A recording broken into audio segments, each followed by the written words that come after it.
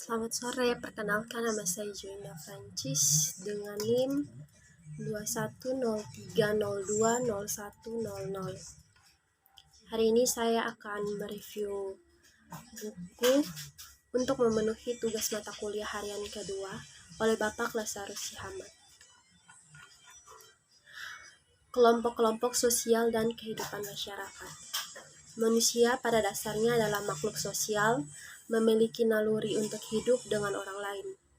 Naluri manusia untuk selalu hidup dengan orang lain disebut gregariousness, sehingga manusia juga disebut sosial animal, karena sejak dilahirkan sudah mempunyai dua hasrat atau keinginan pokok, yaitu keinginan untuk menjadi satu dengan manusia, dengan yang lainnya, keinginan untuk menjadi satu dengan suasana alam sekelilingnya.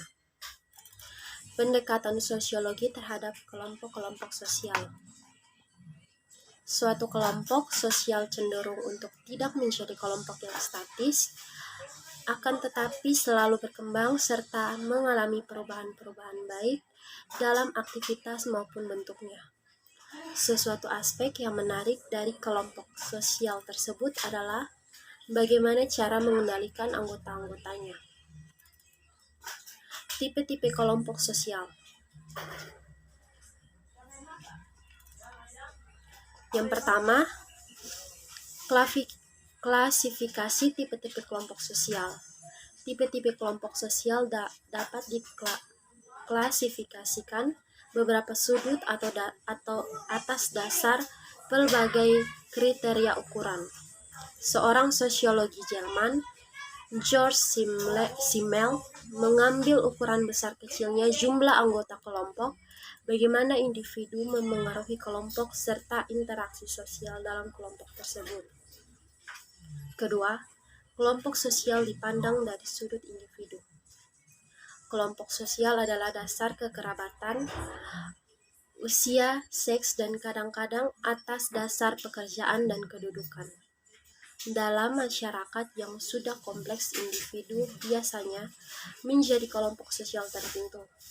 Akan tetapi, dalam hal lain seperti di bidang pekerjaan, rekreasi, dan sebagainya, keanggotaannya bersifat sukarela.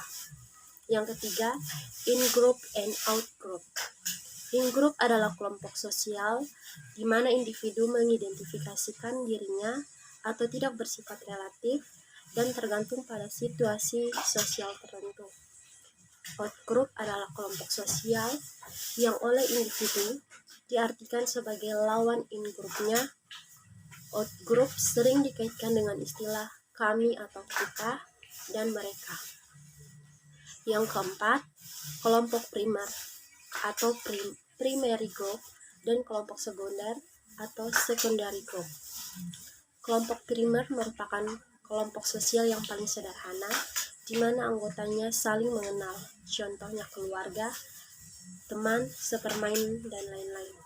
Kelompok sekunder adalah kelompok yang terdiri dari banyak orang, bersifat hubungan, tidak berdasarkan pengenalan secara pribadi, dan juga tidak langgeng, contohnya hubungan kontrak jual beli.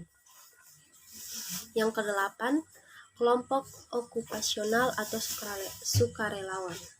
Kelompok okupasional merupakan kelompok yang terdiri dari orang-orang yang melakukan pekerjaan sejenis.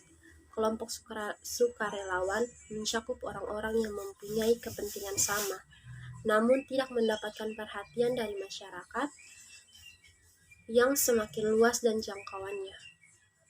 Kelompok-kelompok sosial yang tidak teratur. Bermacam-macam bentuk kelompok-kelompok sosial yang tidak teratur pada dasarnya dapat dimasukkan ke dalam dua kelompok besar, yaitu kerumunan dan publik. Kerumunan atau crowd. Kerumunan atau crowd adalah individu-individu yang berkumpul secara kebetulan di suatu tempat pada waktu bersamaan. Bentuk-bentuk kerumunan sebagai berikut. A. Kerumunan yang berartikulasi dengan struktural sosial.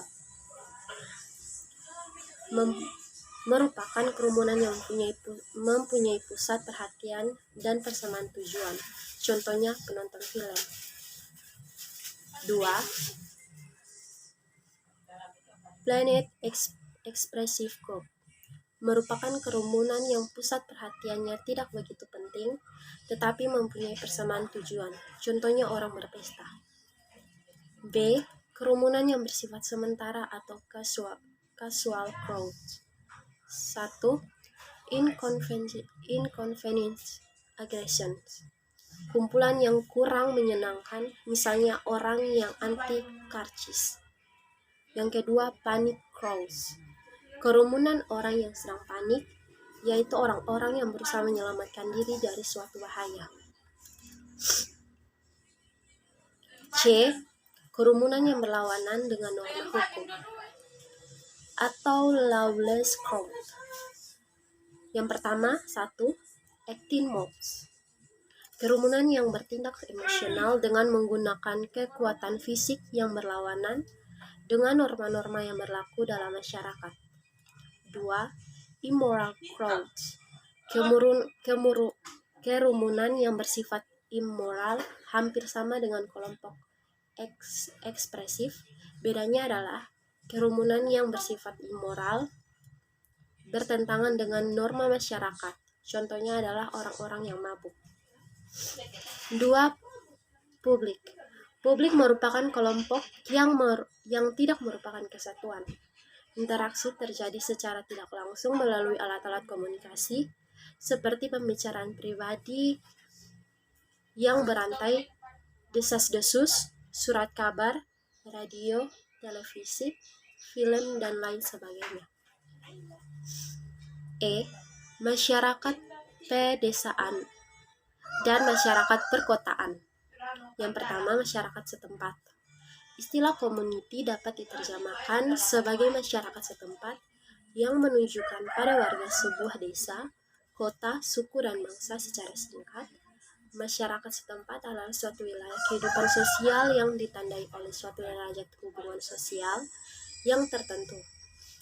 Unsur-unsur perasaan community yaitu seperasaan, sepenanggungan, saling memerlukan. 2. Tipe-tipe masyarakat setempat. Dalam mengadakan klasifikasi masyarakat setempat, dapat digunakan 4 kriteria yang berpautan, yaitu yang pertama, jumlah penduduk, yang kedua, luas, kekayaan, dan kepadatan penduduk daerah pedalaman, yang ketiga, fungsi-fungsi khusus masyarakat setempat terhadap seluruh masyarakat, dan yang kelima, organisasi masyarakat setempat yang bersangkutan. Kriteria tersebut dapat digunakan untuk membedakan antara bermacam-macam jenis masyarakat yang sederhana dan modern, serta masyarakat pedesaan dan perkotaan. Ketiga, masyarakat pedesaan atau masyarakat perkotaan. Masyarakat pedesaan adalah suatu masyarakat mempunyai hubungan yang lebih erat dan lebih mendalam ketimbang hubungan mereka dan dengan warga masyarakat pedesaan lainnya. Masyarakat perkotaan adalah masyarakat yang tidak tentu jumlah penduduknya. F. Kelompok-kelompok kecil. Small group adalah suatu kelompok yang teoretis terdiri paling sedikit dari 2 orang yang saling berhubungan untuk memenuhi tujuan tertentu dan yang menganggap hubungan itu sendiri penting baginya. Akhir-akhir ini, para sosiologi banyak menaruh perhatian dan penelitian small group karena hal berikut. Yang pertama, penelitian terhadap small group merupakan hal yang penting sebab kelompok-kelompok kecil mempunyai pengaruh yang besar terhadap perilaku sehari-hari individu. Yang kedua, dalam kelompok-kelompok kecil, pertemuan antara kepentingan sosial dengan kepentingan individu berlangsung secara tajam. Yang ketiga, small group pada hakikatnya merupakan sel yang menggerakkan suatu organisme yang dinamakan masyarakat. Yang kelima, kelompok-kelompok kecil merupakan bentuk khusus dalam kerangka sistem sosial secara keseluruhan. Penelitian terhadap small group memberikan beberapa keuntungan, yaitu 1. individu dipandang sebagai bagian dari kelompok yang juga merupakan bagian dari masyarakat secara keseluruhan. 2. Dengan adanya penelitian terhadap small group, dipergunakan metode baru dalam meneliti kelompok-kelompok sosial. 3. Untuk kepentingan percobaan-percobaan ilmiah, para peneliti membentuk kelompok-kelompok tertentu untuk membuktikan kebenaran-kebenaran hipotesisnya. G. Dinamika kelompok sosial. Setiap kelompok pasti mengalami perkembangan serta perubahan. Perubahan dalam setiap kelompok sosial, ada yang mengalami perubahan secara lambat, dan ada pula yang secara cepat. Di dalam dinamika kelompok, mungkin terjadi antagonisme antar kelompok apabila terjadi peristiwa tersebut. Secara hipotesis, prosesnya sebagai berikut. Yang pertama, bila dua kelompok bersaing, maka akan timbul stereotip. Kedua, kontak antara dua kelompok yang bermusuhan tidak akan mengurangi sikap tindak bermusuhan tersebut. Yang ketiga, tujuan dicapai dengan kerjasama akan dapat menetralkan sikap tindak bermusuhan. Yang keempat, di dalam kerjasama mencapai tujuan, stereotip yang semula negatif menjadi positif. Itu saja dari saya. Sekian dan terima kasih.